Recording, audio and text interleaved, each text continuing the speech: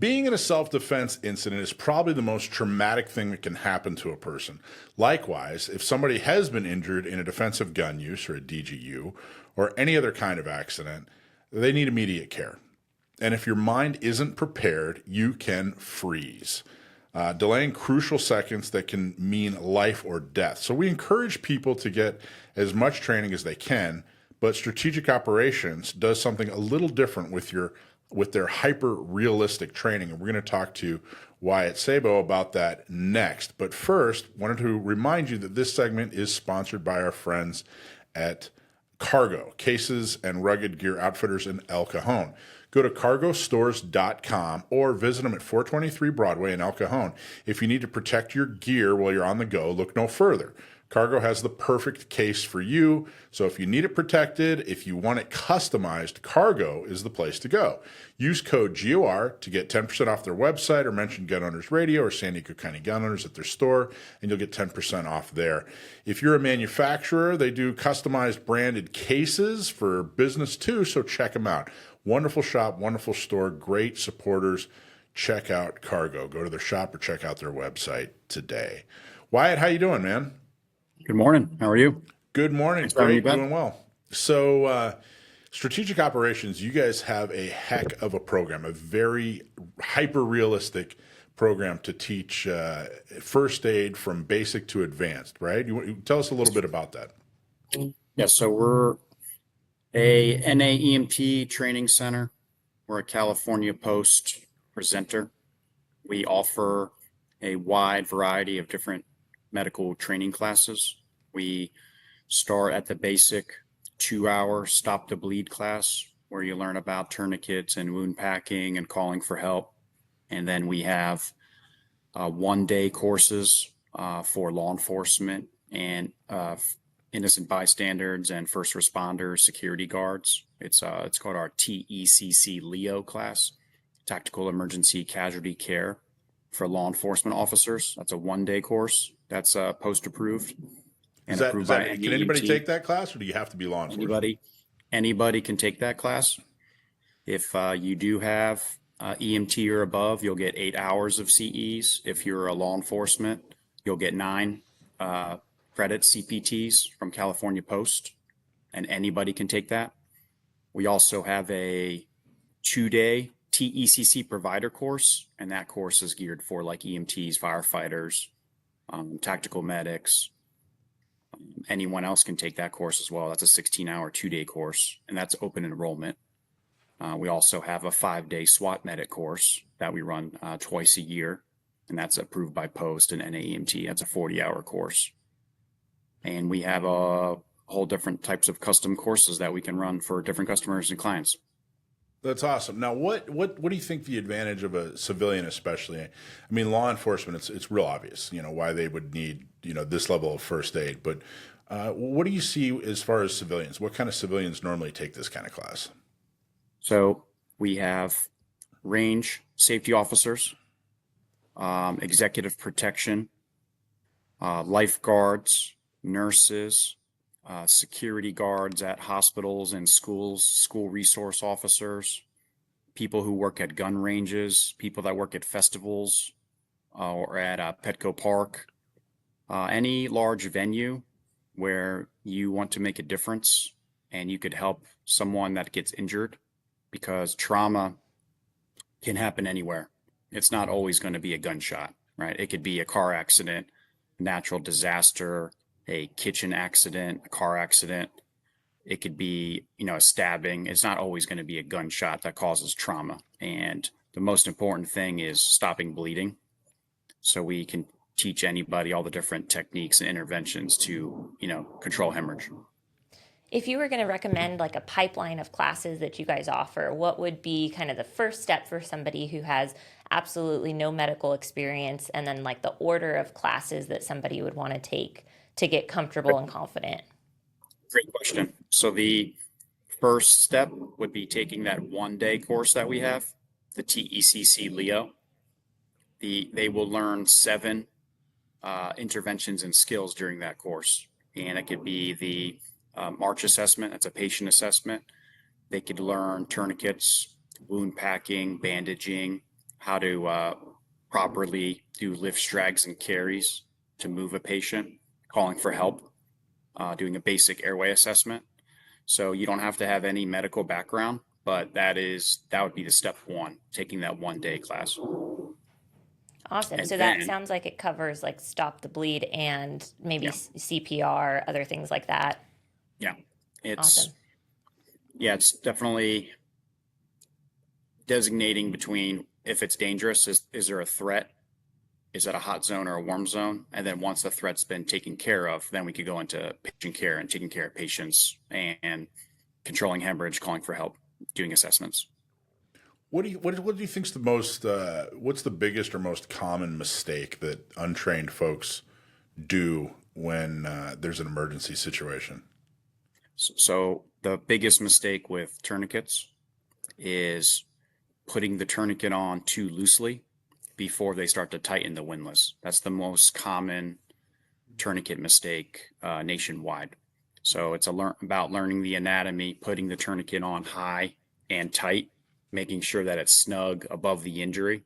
Once it's snug and tight, then you start twisting to have that second action of compressing the blood vessel. So that's the number one biggest mistake.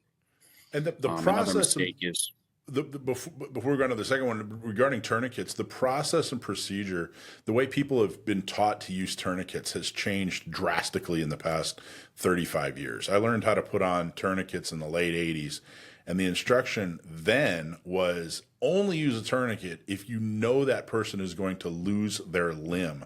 And that's not true anymore, right? They've had a lot more experience with tourniquets and how to use them. That doesn't seem to be the guidance anymore.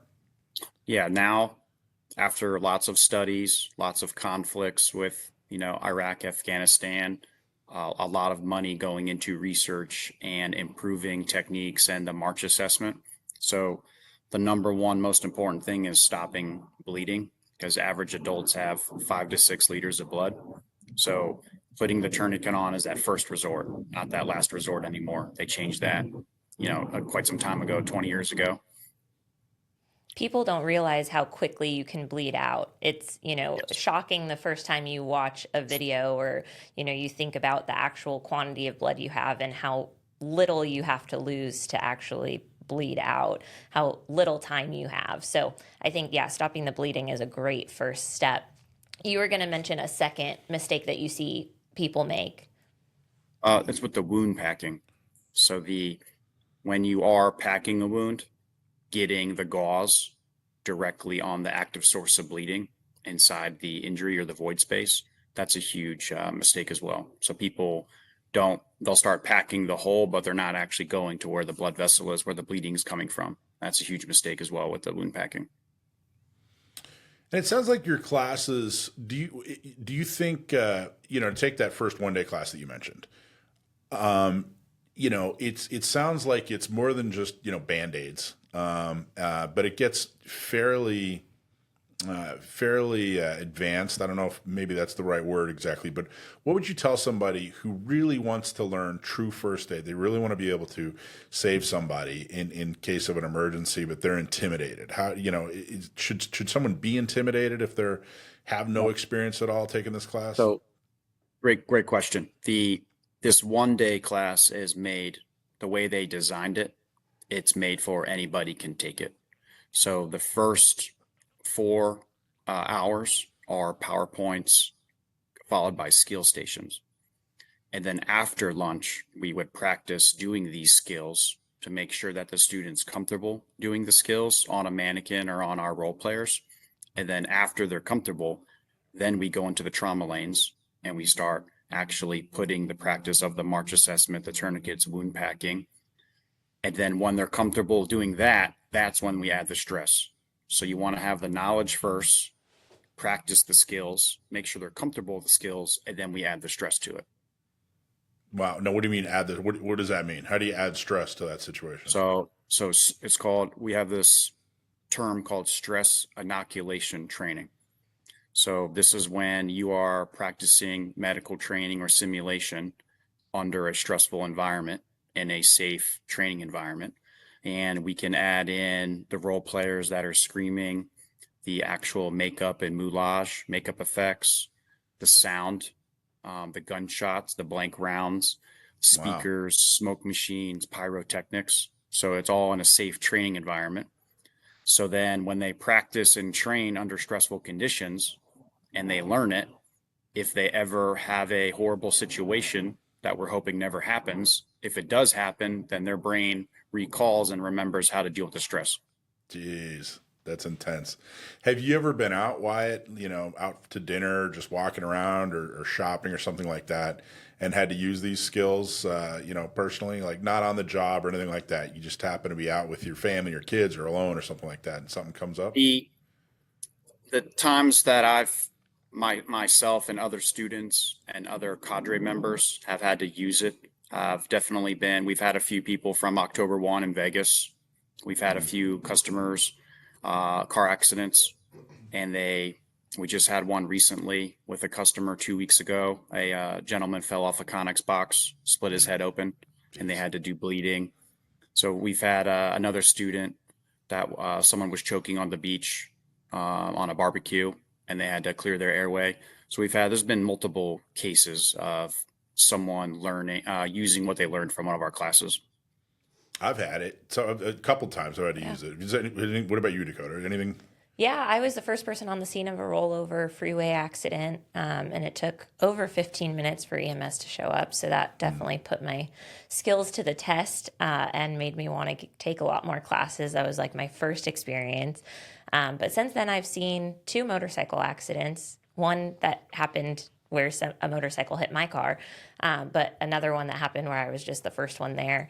And then, things here and there. I was a lifeguard in high school, so Yeah. all sorts of poolside problems and slips and trips and choking and things like that. But I think people, especially, we're on Gun Owners Radio, we're talking about a lot of our listeners probably carry guns, but a lot of people don't think about what else should I be carrying to actually save lives. Like if I'm carrying a gun to save my own life or to save my family's life, we're just at much of risk, actually probably more risk of getting in a car accident that requires bleeding control than we are using our firearm. But how many of us have like good kits built out in our cars or carry a tourniquet on our body, So I think what you guys are doing is very, very important. Yeah, I mean, this stuff really happens, Wyatt, is really what I want to get across to people. As we're talking about it, I can think of at least a half a dozen serious situations I remember I was eating lunch one time at work, years ago, and a lady passed out on the sidewalk.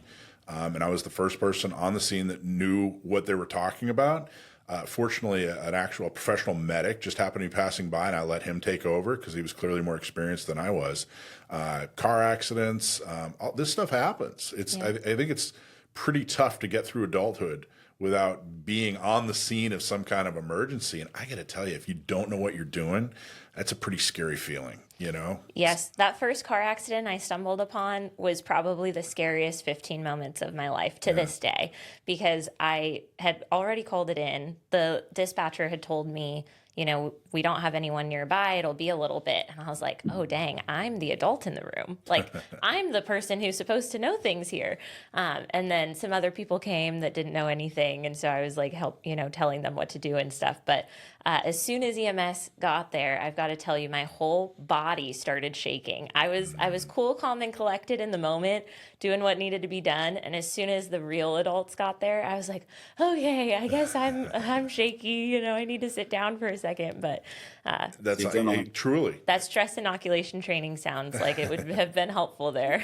Now, Wyatt, you guys have, I don't know, how much do you use? My understanding is you guys have like very realistic, I forget what you call them. Are they called cut suits or something like that? Yeah, we have multiple products that we use for medical training. We do have a cut suit. It's one of our most famous products. It's a human worn simulator where you can put this cut suit on a role player or a mannequin, and you can do the surgical crike. You could drop needles in their chests. You could do chest tubes, IVs. It's like a wetsuit that looks like skin, and someone kind of wears it, right? And then it actually can bleed. And it's got silicone, and it sits on their chest, and you can put different moulage and wounds on it.